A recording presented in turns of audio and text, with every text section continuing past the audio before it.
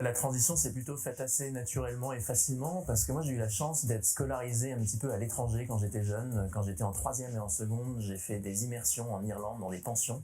Et donc je crois que cette expérience un peu précoce, ça m'a aidé justement à passer à l'âge adulte sereinement. J'ai aussi été scout pendant 10 ans et ça je crois que c'est quelque chose qui a été très formateur dans mon parcours. Ça m'a aidé peut-être à composer avec des caractères différents parce que quand on est au scout, on ne choisit pas les personnes qui sont dans son équipe. Et donc finalement, la transition vers l'âge adulte, elle a été assez facile, j'ai envie de dire assez naturelle. Alors j'ai commencé ma vie professionnelle en restauration.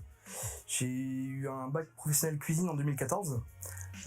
J'ai travaillé dans ce domaine pendant 5 ans et à un moment j'ai eu des difficultés à concilier ma vie professionnelle et ma vie personnelle. Donc j'ai décidé de me reconvertir et de changer complètement de métier. Dans la restauration, en plus de la cuisine, j'ai découvert le relationnel client qui m'a beaucoup plu et j'ai décidé donc de finir ma reconversion en poursuivant une licence en banque et en assurance. Les valeurs, c'est une grande question, mais je crois que je suis assez animé par les valeurs de liberté, de transmission, de partage, de solidarité. Je crois que moi, il y a quelque chose qui m'anime dans ce que j'entreprends aujourd'hui, c'est la liberté de faire, la liberté d'entreprendre, la liberté de croire. Je crois vraiment à ça. Et une valeur, moi, qui m'anime beaucoup, c'est celle de la solidarité. C'est quelque chose que j'ai expérimenté assez tôt. Quand je suis parti, par exemple, au Népal, faire un projet de solidarité avec les scouts, on est allé installer des panneaux solaires dans un village qui n'avait pas accès à l'électricité avec 3 autres garçons. Et je crois que c'est quelque chose que j'ai voulu continuer d'entreprendre dans mes aventures, comme quand j'ai fait le tour du monde en 4L pour promouvoir la microfinance. Je crois que je suis très animé et très convaincu du fait qu'on a beaucoup de chance d'être français, d'avoir la liberté de voyager, et j'ai bien envie dans mes aventures d'essayer de transmettre. Alors les valeurs auxquelles je suis attaché, ça va être principalement dans un premier temps la tolérance. Je pense que chacun aujourd'hui peut être ce qu'il veut et il doit avoir le respect qu'il mérite par rapport à ses choix. La confiance aussi, qui est très importante pour moi. J'aime inspirer confiance et j'aime avoir confiance aux autres. J'ai aussi des valeurs écologiques que j'essaie de véhiculer à mon échelle. On essaie de réduire au maximum les emballages, de trier le mieux possible, de manger plus local et de se fournir avec des chaînes un peu plus courtes. Quand on est aventurier, on pourrait penser qu'on passe son temps à faire des aventures, à être au milieu des jungles, des déserts, des océans. Et finalement, pour rendre possible ces aventures-là, on passe beaucoup de temps à travailler, à préparer ces aventures, à trouver des partenaires, des sponsors, à communiquer, à partager l'aventure. Et donc moi, la majorité de mon temps, finalement, elle est passée à préparer mon aventure ou à la partager. Et finalement, on a une vie qui est peut-être assez mixée entre la vie privée et la vie professionnelle. Moi, j'ai l'impression que tout vit ensemble et c'est pas forcément facile d'avoir une coupure entre les deux. J'ai beaucoup de plaisir à être indépendant. Moi, c'est vraiment quand je me lève le matin, c'est ce que je préfère, c'est de me dire voilà, je suis responsable de moi, je vais où je veux et je ne rends compte à personne. Mon rapport au monde du travail, il est plutôt simple. Personnellement, je suis à la recherche d'une entreprise et je pense que c'est important pour beaucoup de monde. D'avoir une entreprise qui ne me considère pas comme un numéro, qui entretient un lien de proximité avec ses employés et qui se soucie un peu du bien-être de son personnel parce que c'est important pour l'entreprise. Je cherche une entreprise aussi qui a des implications, que ce soit sociétales ou écologiques. Et je pense que c'est important que les entreprises aussi, auprès des particuliers, s'impliquent dans l'évolution du monde dans lequel on vit. Et je pense que c'est important de réussir à faire une coupure nette entre quand on quitte son entreprise et quand on arrive chez soi. Les réseaux sociaux aujourd'hui, c'est devenu quelque chose d'incontournable. Je crois que quel que soit le secteur d'activité, il faut les utiliser parce que c'est un moyen très puissant de transmettre des messages. En revanche, ça peut être un petit peu à double tranchant à mon sens. Les réseaux sociaux, il faut les utiliser comme un outil et pas comme une fin en soi. Autrement, ça peut faire beaucoup de dégâts. J'ai conscience qu'ils sont fabriqués sur un circuit de la récompense, que tout marche avec de la dopamine et qu'il faut faire attention justement à ne pas être addict à ces écrans parce que c'est des machines qui sont extrêmement puissantes et qui justement nous force à vouloir retourner dessus, à regarder le nombre de likes, etc. Donc moi j'ai conscience de ça et j'essaie justement de m'en détacher le plus possible, d'utiliser ces réseaux comme une manière de communiquer plus que de consommer du média et j'essaie de garder une forme de distance et de l'utiliser comme un outil plutôt que d'une fin en soi. On va dire que je fais pas partie de la jeunesse qui est née dedans. J'ai un petit peu plus de recul par rapport à ça. Même si je me sers de quelques réseaux sociaux, mais ça va principalement être comme moyen de communication. Mis à part ça, je choisis, on va dire, de pas trop m'y intéresser. J'y trouve pas vraiment mon intérêt et je trouve une part de dangerosité au niveau de la jeunesse notamment, que ça soit pour les jeunes qui n'ont pas forcément confiance en eux, qui doivent se mettre en avant sur les réseaux sociaux. C'est une porte d'entrée au harcèlement chez les jeunes. Et de l'autre côté aussi, pour les jeunes qui ont un petit peu plus confiance en eux, ça augmente un côté narcissique qui peut parfois être très dévastateur.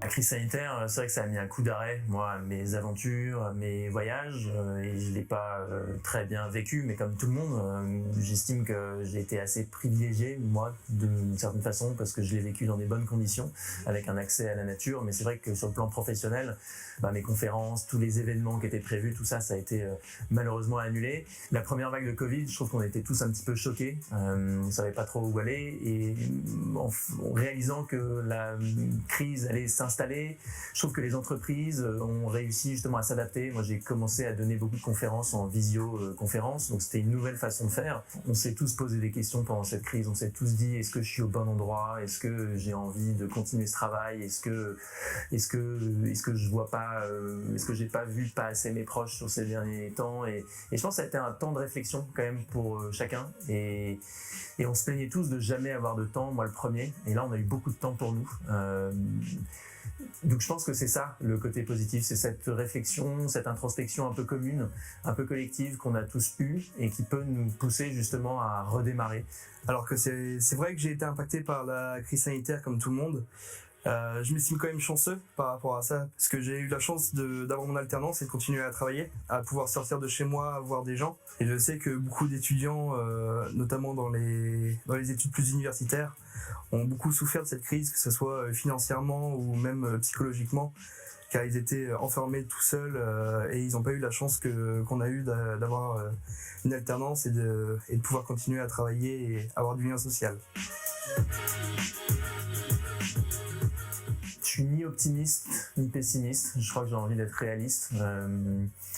Quand j'interviens dans les écoles, auprès des jeunes, au collège ou au lycée, je suis optimiste parce que quand je leur parle des mondes polaires, de l'Arctique, de l'Antarctique, du dérèglement climatique, je trouve qu'ils sont très au fait. Je suis persuadé d'une chose, c'est que la planète, la Terre, elle va nous survivre, que c'est plutôt notre espèce humaine, nous, qu'on est en train de mettre en danger avec notre façon de consommer, avec la pollution, avec le pillage des ressources naturelles. Alors moi je suis un donneur de leçons pour personne, je veux dire j'ai conscience de ça et j'ai envie de jouer ma part un petit peu dans ce grand bouleversement et j'ai envie d'être optimiste parce que si on baisse les bras, et moi le premier qui fait partie de la jeune génération, tout est perdu et je pense que c'est pas le cas, qu'il y a des solutions aujourd'hui, il faut qu'on s'en empare. On a des grands défis à relever, cette génération dont je fais partie et la suivante.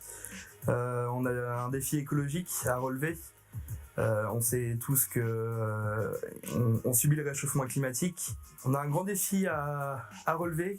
On a pris connaissance des choses, notamment avec cette crise du Covid, où on a vu des élans de solidarité pour aider les gens qui étaient dans le besoin. On va continuer dans cet élan de solidarité pour continuer à se développer et retrouver en fait une forme d'humanisme qu'on avait un petit peu perdu. La caisse d'épargne, c'est tout un soulagement. Le soulagement d'avoir pu trouver une alternance pour cette année, pour terminer, on va dire en beauté, ma 3e année d'études. Ça représente aussi l'aboutissement d'un parcours, de la reconversion. Ça représente le futur. C'est une entreprise dans laquelle je vais pouvoir évoluer après mon alternance et avec qui je souhaite progresser et apprendre. Alors moi je suis originaire de Rouen et donc c'était tout naturel de m'associer à la Caisse d'épargne Normandie qui est très ancrée sur le territoire normand et qui contribue à faire rayonner la Normandie au travers des Normands et des Normandes qui sont entrepreneurs ou qui sont des artisans en Normandie. Très heureux d'être l'ambassadeur d'un programme qui s'appelle les Audacieux Normands. C'est un programme pour lequel nous on partage les mêmes valeurs avec la Caisse d'épargne Normandie, des valeurs d'audace, de résilience, de prise de risque, de dépassement de soi. Donc c'était tout naturel qu'on se rapproche à la Caisse d'épargne Normandie et moi.